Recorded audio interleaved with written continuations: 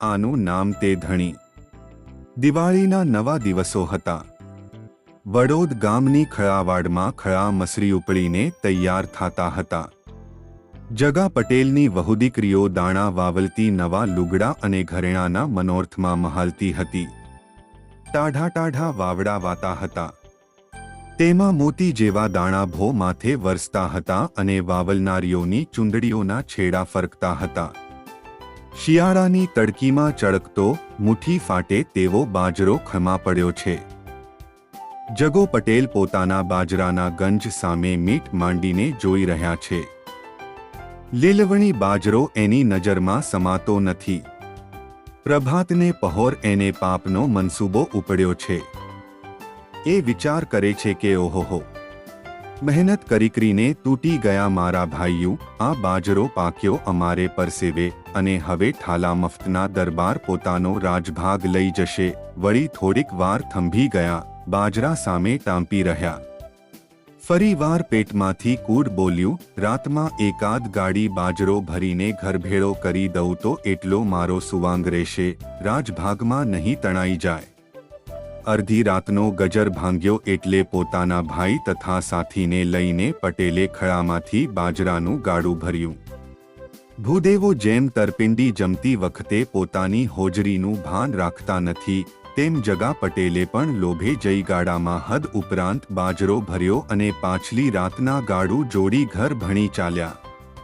સાથી ગાડું હાંકતો હતો, પોતે ગાડાની આગળ ચાલતા હતા અને તેમના ભાઈ ગાડાની પાછળ ચાલતા હતા.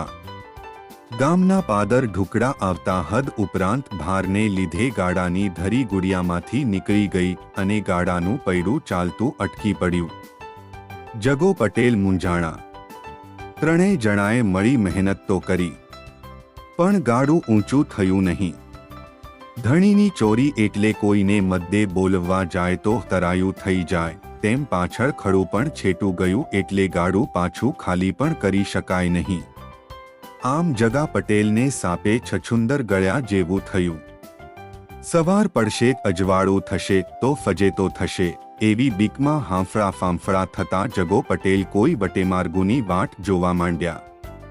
એવામાં ઈશ્વરને કરવું તે એના જ દરબાર, જેની ચોરી હતી તે ગજાભાઈ ગોહિલ જ પરોઢિયામાં પોતાના હંમેશના નિયમ પ્રમાણે જંગલ જવા સારું હાથમાં પાણીનો કળશિયો લઈ નીકળ્યા. ટાઢ પડતી હતી એટલે દરબારે મોઢે બોકાનું બાંધેલું હતું. ફક્ત દરબારની આંખો જ બહાર તગતગતી હતી. જેવા દરબાર જગા પટેલના ગાડા પાસેથી નીકળ્યા તેવા જ જગા પટેલે, ગરજવાનને અક્કલ ન હોય એ હિસાબે, દરબારને કોઈ વટેમાર્ગું ધાર્યા અને મનમાં વિચાર્યું કે આદમી અજાણ્યો હોવાથી ગામનાને ખબર નહીં પડે કે હું બાજરો હાનોમાનો લઈ જાઉં છું. એવું ધારીને પોતે ઉતાવળા બોલ્યા કે એ જુવાન, જરાક આ ગાડું સમૂહ કરાવતો જાને. અંધારું, ગભરામણ અને દરબારે મોઢે બોકાનું બાંધેલ એટલે જગા પટેલે તો દરબારને ન ઓળખ્યા, પણ દરબારે જગા પટેલને ઓળખી લીધા.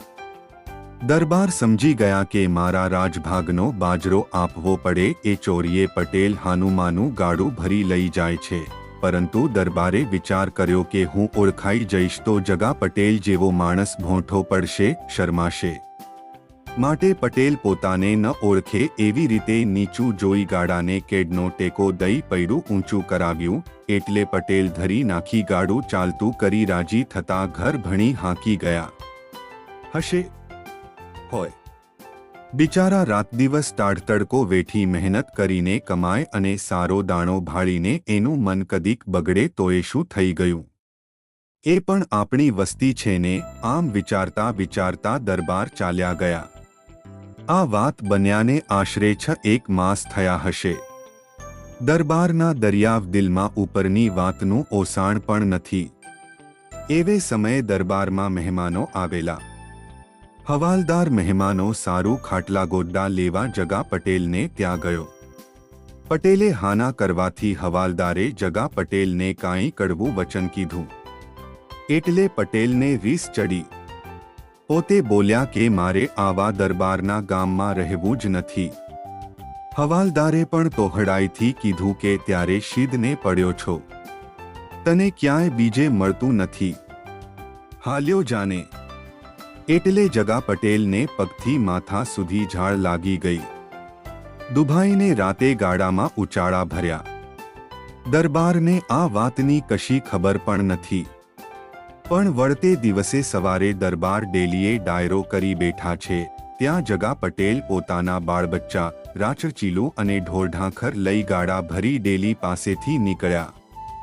ગામના માણસો એમને વારવામ નાવવા માંડ્યા, પણ પટેલ તો વધારે જોર કરવા માંડ્યા.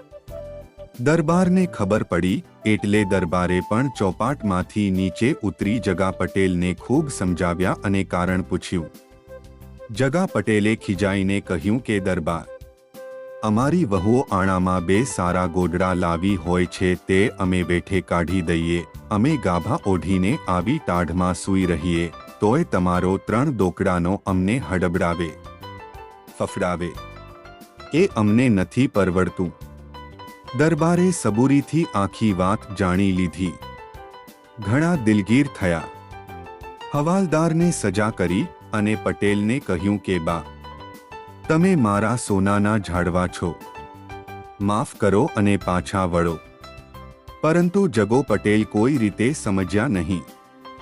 એટલે દરબારે જગા પટેલના પડખે ચડી કાનમાં કીધું કે પટેલ, જાવ તો ભલે જાવ, પણ જે ધણી કેડનો ટેકો દઈને બાજરાનું ભરતીયું વળાવે તેવો ધણી ગોતજો હો.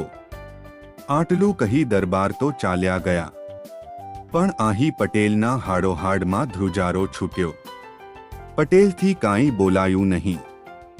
મનમાં એક જ વાત બોલાઈ ગઈ કે આનું નામ તે ધણી. જે ધણીની મેં ચોરી કરી હતી તે જ ધણી ચોરીમાં મદદ કરે અને મારી આબરૂને ખાતર મને તો માફ તો કરે, પરંતુ એ વાતમાં હું ભોંઠો પડું એ દયાથી મને ખાનગીમાં પણ ઠપકો દે નહીં. અરે, આવો ધણી મને બીજે ક્યાં મળે એમ વિચારીને પટેલે ગાડા ફેરવ્યા. તેના વંશજો હાલ પણ આ ગામમાં રહે છે. આ વાતને આશરે 150 વર્ષ થયા હશે. ઈક 1923ની સાલમાં આવો જ બનાવ ગોંડલ દરબાર ભા કુંભાજી વિશે બન્યો હોવાનું કહેવાય છે. જો તમને આ વિડીયો ગમ્યો હોય તો આવા રસપ્રદ વિડીયો જોવા માટે જોડાયેલા રહો ગુજ્જુ કાઠિયાવાડી ચેનલ સાથે. જો તમને આ વિડીયો પસંદ આવ્યો હોય તો લાઈક અને શેર કરો.